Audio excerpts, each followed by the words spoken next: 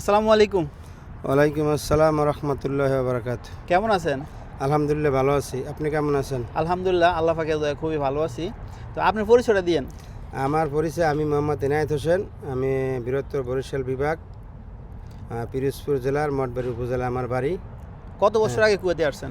আমি কুয়েতে আসছি, এটা বললে তো আপনি নিজেও হাসতে পারেন না। আমি 2001 ডিসেম্বরের 23 তারিখে কুয়েতে আসছি। ইনশাল্লাহ 25 বছরের মতো রানি। মাশাআল্লাহ, তাহলে আপনার কুয়েত সম্পর্কে আপনার ভালো অভিজ্ঞতা আছে। অবশ্যই। তো এখন আমি জানতে চাই আপনার থেকে, এই যে মনে করেন অনেকে আসতেছে কুয়েতে না বুঝিয়া না শুনিয়া কাজ না শিখা মনে করেন ক্লিনারে আসে, তো দালাল বলে মনে করেন এই 75 দিনের স্যালারি, বাহিরে কাজ করতে পারবো। এই বিষয় নিয়ে একটু বিস্তারিত, যারা নতুন তাদের উদ্দেশ্যে কিছু মানে যেটা সত্য এটা বিস্তারিত একটু বুঝিয়ে বলেন। হ্যাঁ, ধন্যবাদ। সুন্দর একটা প্রশ্ন করছেন। এই জিনিসটা বলা খুবই দরকার। আপনি যে প্রশ্ন করছেন গুরুত্বপূর্ণ প্রশ্নটা হইলে যাইয়া, আমরা যারা বাংলাদেশে আছি আমরা মনে করি কি বিদেশ গেলেই মনে হয় টাকা ইনকাম করা যায়, বা বিদেশে মনে হয় টাকা রাস্তাঘাটে পড়ে থেকে পাওয়া যায় না। এটা সম্পূর্ণ ভুল ধারণা। আপনি যদি লেখাপড়া কইরেও আসেন, যদি আপনার সার্টিফিকেট থাকে, ভালো গ্রাজুয়েট সার্টিফিকেট থাকে, কুয়েতে আসার পরে যদি ভালো কোনো একটা বিষয়ে আসতে পারেন, কিছুদিন পরে আপনার একটা যে কোনো জায়গায় একটা সুযোগ হওয়ার সুবিধা আছে, চান্স পাওয়ার সুবিধা আছে। কিন্তু আমরা করি কি, লেখাপড়া করি না, বাপের সম্পদ থাকলে ওইটা ঘুরিয়ে ফিরে খাই বাদামিয়া, যখন দেশের কোনো কাজ করতে না বিদেশ চলে যাই। কিন্তু বিদেশে গিয়াও ওই একই অবস্থা। পরে আমরা কি বলি, বিদেশে আসছি, এত টাকা খরচা করে আসছি, পয়সা ইনকাম করতে পারি না। ভাই, আপনি যে বিদেশে আসবেন, আপনার কি কোয়ালিফিকেশন আছে, আপনি কি টেকনিক্যাল কাজ শিখে আসেন না পয়সা কামাইতে করতে পারেন? আপনি যদি একটা টেকনিক্যাল কাজ শিখে আসেন তাহলে কাজে লাগবে। আমি সবের কাছে অনুরোধ করবো, যারা বিদেশে আসতে চান, আপনারা সবাই বেশিরভাগ লোক আমার মনে হয় টাকা এদিক ওদিক থেকে করে আসে, বাপের ক্যাশ টাকা দিয়ে খুব কম সংখ্যক লোকে বিদেশে আসে। সেক্ষেত্রে আমার পরামর্শ হলো আপনারা যে কোনো একটা কাজ শিখে আসেন। আর যারা এখনও বয়স হয় না, ভবিষ্যতে আসার চিন্তা না করেন ভাই বা বাতিজা, যারাই লেখাপড়া করো ভালো করে, লেখাপড়া করেন ভালো করে মন দিয়া, কারণ শিক্ষার দাম এটা সব জায়গায় পাইবেন। আমি নিজে শিক্ষার ভুক্তভোগী। আমি নিজের পাসপোর্ট আছে, কিন্তু পাসপোর্টের লোকের সার্টিফিকেটের মিল নেই। আমি কিন্তু আটকে গেছি। আমি একটা মোটামুটি আলহামদুলিল্লাহ একটা ভালো একটা কোম্পানিতে আছি, মাল্টি ন্যাশনাল, কিন্তু সার্টিফিকেট আমি আটকে গেছি। আচ্ছা, এই যে মনে করেন কুয়েতে আসে, এই যে মনে করেন দালাল যেটা বলে এটা কিন্তু অনেকে হয় না, বা এই যে আকুধুকুমা যে বিষয়টা আসতেছে, মানুষ বেশিরভাগই মনে করেন এই বিষয়টা জলদি উঠে যায় কুয়েতের, এই জন্য এই বিষয়ে কিন্তু আসক্ত সবাই। তো এই বিষয় নিয়ে কিছু বলবেন, এই যে আকুধুকুমা বিষয়। হ্যাঁ, আকুথুকুমায় এই বিষয়টা হইলে একটা জেলখানার মতো।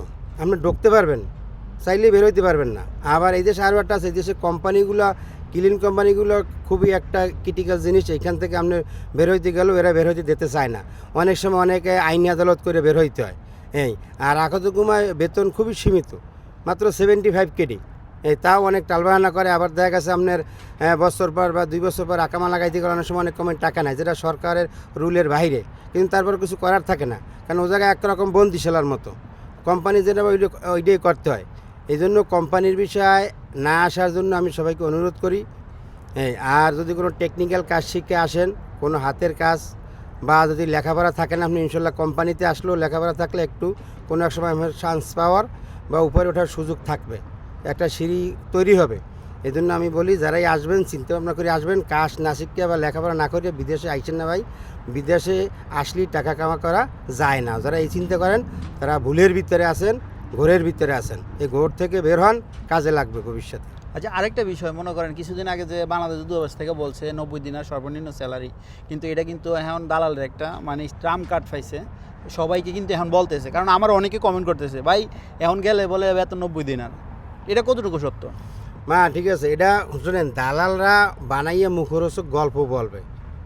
যারা দালাল, তাদের 2 পয়সা ইনকাম করা দরকার, তারা আপনার ভবিষ্যৎ দেখবে না, আপনি কি করতে পারলেন না পারলেন এটা দেখবে না। তাদের মুখরোচক কথায় আপনি না হইয়া আপনি নিজে সরাসরি খবর নেন। আপনি যদি লোকজন থাকে এই জায়গায়, আর এম্বাসি যে জিনিসটা বলছে ওইটা এখন থেকে কাগজে কলমে কার্যকর হয় নাই।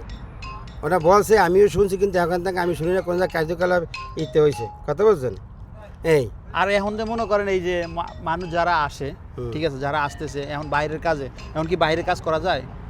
না, বাইরে এটা সম্পূর্ণ শোনেন, এই বাইরে কাজের কথা বলছেন, এটা একটা প্রচলিত কথা আছে যে ফ্রি ভিসা। ভাই, কুয়েতে ফ্রি ভিসা বলতে কোনো শব্দ নাই।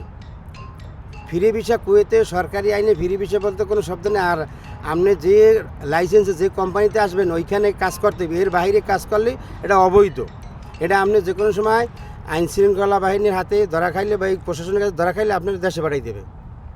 তাই এমনভাবে দেশে পাঠাইবে আপনি আর কুয়েতে আর এই জীবনে ঢুকতে পারবেন না। কুয়েতে না, এখন বর্তমানে মিডল ইস্টে কোনো মিডল দেশে ইস্টে যাওয়া 5 যায় না, বছরের কারণ জন্য, কুয়েতে আজীবনের জন্য। ওই যে বায়োমেট্রিক হ্যাঁ, ফিঙ্গার করার biometric, থেকে আর হ্যাঁ, কি। হ্যাঁ, আর ঠিক বিশেষ আছে। করে আমি আরেকটা কথা বলি, আমি বাঙালি, আমি বাংলাদেশে রিপ্রেজেন্ট করি। আমি যদি কোনো অবৈধ কাজ করি, আমার পুরো বাংলাদেশিকে এর উপর বলবেন। বাংলাদেশ দুর্নামটা আসে আর কি সম্পূর্ণটা একজন। এখানে দেখেন কুয়েতে কিন্তু সব লোক খারাপ না, হাতে গোনা গুটি কয়েক লোক এই খারাপ কাজের সাথে, তো কিন্তু এই দুর্নামটা কিন্তু সবের বইয়ে বেড়াইতে হয়। সমস্যা তো এটা যে এই এখন যে কথা বলছেন। 10 মণ দুধের মধ্যে 1 ফোঁটা এক ফোঁটা চলে দিলে পুরো দুধটা খারাপ হয়েছে। এই এইভাবে তদ্রুক আর কি। এখানে এরকম। কিন্তু খারাপ লোক কিন্তু বেশি না, হাতে গোনা সীমিত 2-1 জন, কিন্তু এদের জন্য সবের দুর্নাম বইয়ে বেড়াইতে হয়। খালি এই জিনিসটা দুর্নাম না, খালি এইটা কাজ বলেন, আপনি বিষয় বলেন, সবখানে এই প্রভাবটা পড়ে। আমি মাঝে মধ্যে আমার প্রায় ভিডিওতে বলি, যারা নতুন আসেন কুয়েতে তারা বা বিদেশে আসেন, তো নিজেরা একটা অ্যাকাউন্ট খুলে আসার জন্য বলি আর কি, নিজে কিছু সেভিং করার জন্য, ফ্যামিলিকেও দেন কিছু। হ্যাঁ, এটা শোনেন, এই যে একটা কথা বলেন, সুন্দর একটা কথা, এইটা নিয়ে কিন্তু বহুত লোকে বহুত ভিডিও বানাইছে, নাটক বানাইছে, টিকটক বহুত কিছু আছে যে সচেতনতামূলক এক ভিডিও, যে প্রবাসে আইসে অনেকেই টাকা পয়সা নিজের ইতে রাখে না, স্ত্রী অথবা বাপ মা, হ্যাঁ বাপ মার আপনি দেবেন, বাপ মার যেটা লাগে ওইটা দেবেন, যেটুকু প্রয়োজন। স্ত্রীর যেটা লাগে ওইটা দেবেন। আপনি নিজে একটা ক্যাশ ক্যাপিটাল নিজের কাছে রাখেন, কেন কোনো এক সময় বিদেশ যে চলে যাবেন, তখন আপনার কাছে যদি কিছু না থাকে, আপনি কিন্তু সর্বশান্ত, তখন দেখা গেছে আপনার আর কেউ হেল্প করবে না। কেন আমরা যারা প্রবাসী আছি, এরা জন্ম থেকে মৃত্যু পর্যন্ত টাকা কামানোর মেশিন। কীরকম বলতে পারেন যে আপনি কীরকম, দেখেন আপনি যদি প্রবাসে কোনো একটা লোক মারা যায়, দেন আমি যখন প্রবাসে আসছি সেদিকে যেমন টাকা কামাই করতে আসি, আমি ফ্যামিলি দিতে আসি, বউ ছেলে ফেলে বাপ মারও কিছু দিতে আসি যতটুকু পরিমাণ। তো এরপরে আমি যদি আল্লাহ না করে প্রবাসে মারা যাই, মারা গেলেও কিন্তু আমি আমার লাস্টটা দেশে যাইবে সরকারি খরচে, এয়ারপোর্ট থেকে আমার যাবে, এরপর কিন্তু আমার সরকার 3 লাখ টাকা দেয়। তার মানে প্রবাসীরা টাকা কামানোর মেশিন, মইরে যাইয়েও টাকা কামাই দেয়, ফ্যামিলিরে মইরে যাইয়েও টাকা কামাই দেয়। আর এই হলো প্রবাসী। এই জন্য নিজের কাছে সেভিংস কিছু রাখার জন্য সবাইকে অনুরোধ করি, আপনি সর্বোচ্চ ফ্যামিলি বাপ মা ভাই বোনদের দেবেন না, বা স্ত্রীর দেবেন না, হ্যাঁ এগো সবাই দেবেন পরিমাণ মতো যারা লাগে, আর বাকিটা আপনি আপনার কাছে রাখবেন, নিজের আয়ত্তে রাখবেন, যাতে এটা নিজের কাছে থাকে।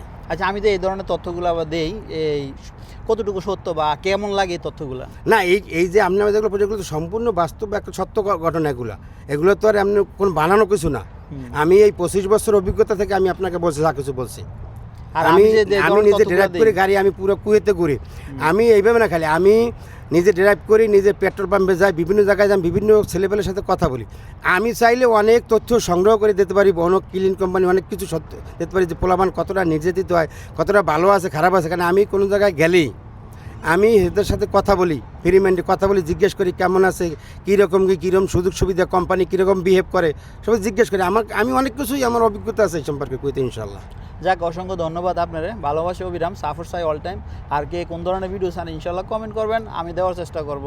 শুধু আপনারা একটু সাপোর্ট দিবেন, আমি সকল ধরনের সত্য যে কথাগুলা এইগুলো আমি তুলে ধরবো ইনশাল্লাহ। ধন্যবাদ আপনাকেও, অসংখ্য ধন্যবাদ বাস্তবমুখী এই প্রশ্ন করার জন্য, এবং আমি উত্তর দিতে পারছি, এই জন্য আমি আমাকে নিজেকে ধন্য মনে করছি।